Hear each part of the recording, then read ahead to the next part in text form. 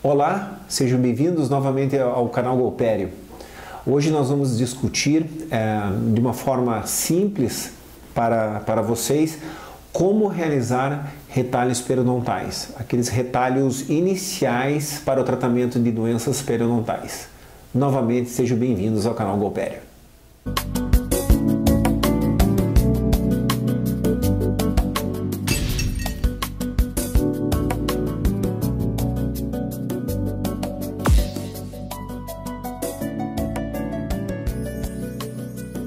Então vamos discutir basicamente o retalho periodontal, aquele retalho básico, certo? Para que possamos fazer o tratamento inicial, o tratamento mais básico cirúrgico de nossos pacientes periodontais com doença periodontal moderada e severa, certo? Então, quando a gente pensa em retalho periodontal, normalmente vem em nossa cabeça que a gente quer ter acesso para regenerar um osso, ou fazer uma furca, ou até mesmo fazer uma redução de bolsa, tirando uma porção da margem gengival para que essa bolsa do nosso paciente seja reduzida, certo? Ou até a redução da inflamação, certo? Mas o objetivo principal do retalho periodontal, e isso que eu quero que vocês marquem muito em vocês, é que é para acesso. Ou seja, nós sabemos que as pesquisas mostram que as curetas, ultrassom, eles são muito inefetivos ou não têm sucesso em limpeza radicular em bolsas maiores de 5 milímetros. Nós deixamos, em outras palavras, muita etiologia depois dessa profundidade de bolsa. Por isso que nós fazemos a nossa raspagem subgengival e alisamento radicular, e depois de 30 dias, bolsas de 7, 8, elas normalmente permanecem com bolsas profundas, havendo uma redução muito pouco significativa. Então, o primeiro objetivo quando vocês fizerem um retalho periodontal é saber que vocês têm que ter acesso à raiz para limpá-la, certo?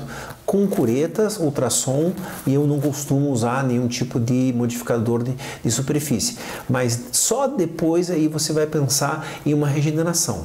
Não podemos acessar para retirar essa etiologia e não retirá-la e fazer a regeneração, assim você não vai ter sucesso, certo?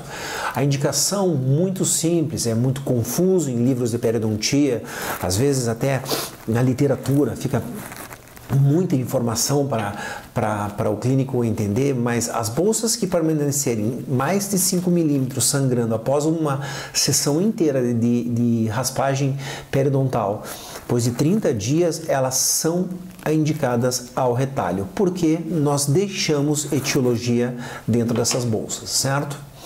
Normalmente os livros eles mostram que a gente deveria fazer talvez retalhos com incisões verticais, eu tento evitá-las ao máximo.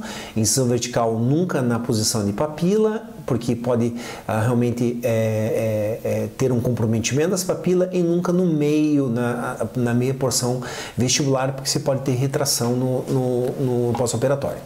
Mas a primeira incisão que seria feita é uma incisão de scallop, ou seja, a gente deixa esse colar, certo? E esse colar é removido com cureta, a fim de que, pois nós fazemos o tratamento de raspagem de acesso ou até uma modificação óssea, esse retalho ele vai permanecer de uma forma mais apical, ou seja, diminuindo as bolsas.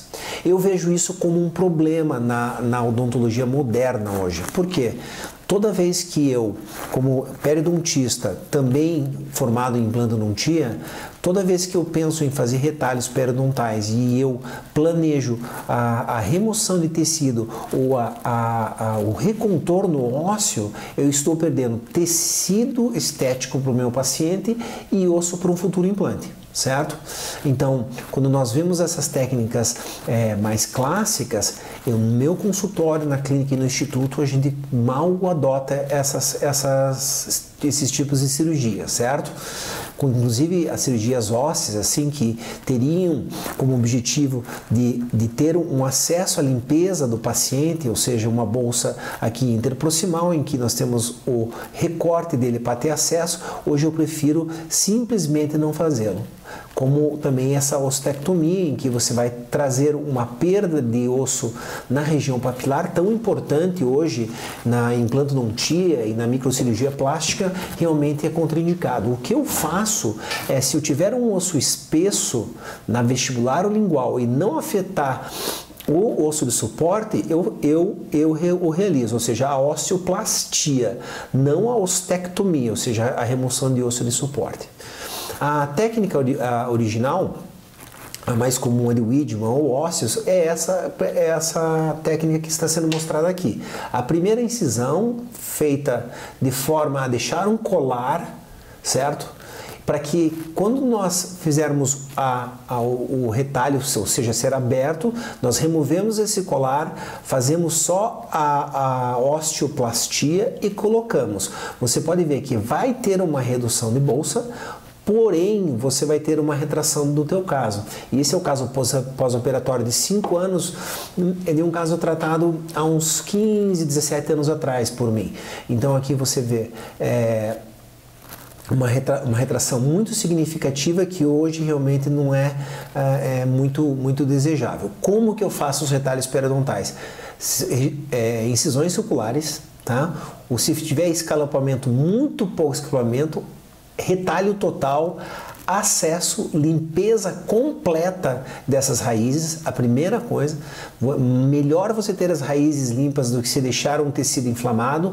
O tecido inflamado é consequência dessa raiz que não está totalmente desinfectada e sutura no mesmo lugar, certo? Esse é um outro caso mostrando como você pode ter uma sequência de redução de bolsa, mas você pode também ter um caso de retração um pouco mais desenvolvido. Caso inicial, caso com tratamento por bolsas maiores de 5 milímetros, depois de raspagem, o retalho é aberto, ele é feito um desenho para que faz um novo encaixe na raiz palatina, aqui no caso, certo? E esse osso aqui espesso eu removo hoje. Hoje qualquer tipo de defeitos infraósseos eu não faço a remoção. Mas o que realmente eu adoto é o sistema regenerativo, onde e se em algum ponto do paciente nós tivermos um defeito infraósseo mais de 4 milímetros, aí sim nós adotaremos um sistema regenerativo, nesse caso as proteínas derivadas de esmalte, e assim a sutura do caso, certo? Aqui nós podemos ver o caso inicial e o caso depois de 1 ano, ou seja, que se pode ver quanto de retração esse caso nos ofereceu, enquanto que a regeneração, certo? O tecido foi mantido e houve a regeneração do suporte periodontal. Então os retalhos periodontais são muito simples, eles devem começar com uma incisão sulcular, a abertura, a limpeza dessas raízes e fazer uma osteoplastia, ou seja, redução de espessura de osso e não ostectomia. Muito obrigado e até a próxima semana.